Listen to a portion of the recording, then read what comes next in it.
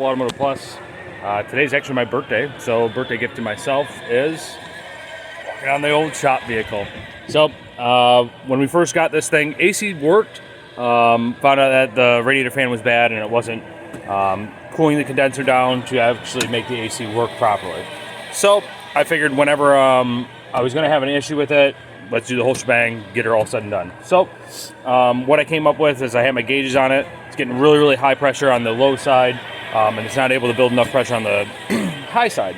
So I've come to find out that not only is my clutch, AC clutch, making a rattling, but I got a leak on this line also.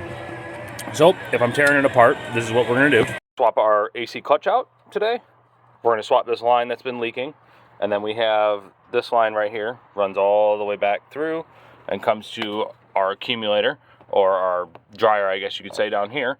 We're gonna get the dryer swapped out. That's another key component. And then that other line is has my orifice tube in it. I believe that my restriction isn't that my compressor is actually bad. I believe that it is the orifice tube that's plugged, or the accumulator that takes the moisture out is finally kicked the bucket and it's plugged also. So I'm gonna get torn into it today and get those key components swapped out, and we'll see how the AC shoots after that.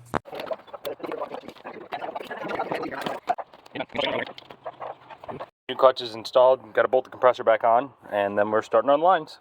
Two lines and still tightening the compressor up. When it comes to lines, as you can see how this one's nasty and crusty and whatnot. There's an O-ring that goes between that sensor, but if you look at this other one, same line, been on here at the same time, but there's no leaks on it, as you can see, so I'm not really all that worried about replacing it.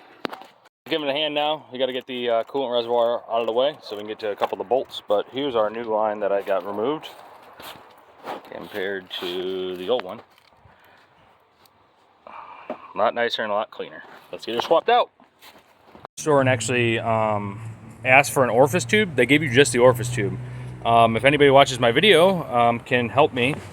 I still have not figured out how I can change that orifice tube without cutting it and not having it leak. So if you guys know, let me know. As you can see, this is my orifice tube. It's got sludge on it. I mean, it's supposed to be red or orange, and it's black. So good thing we're getting this all swapped out. So managed buttoning up a couple of small little things. We got all of our lines in, new orifice tube, the accumulator over there. So now we're vacuuming down. She's pulling an awesome vacuum, really, really hard vacuum. So we'll let us sit for maybe half hour, 45 minutes, maybe an hour. I don't know. We'll grab some lunch and then go ahead and charge her up and see how she is. We got an unfortunate thing. Unfortunately, this compressor ain't any good. I'll show you a little bit what's going on. Readings where they're at. This is just sitting at idle.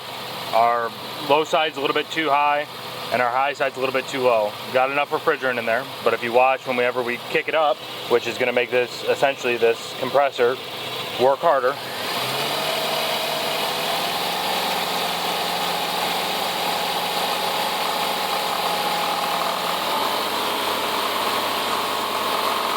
Which is where we would like to see it.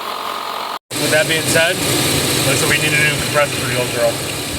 I guess that'll be for another day, but right now she's working how she is, and once we get enough money or get enough time to go and get a new compressor, we'll swap one out. But with that being said, hope you guys enjoyed the video. If there's anything like this that we can help you with, or try and do AC work for you, give it a shout, we'll help you out. Hope you guys have a wonderful week.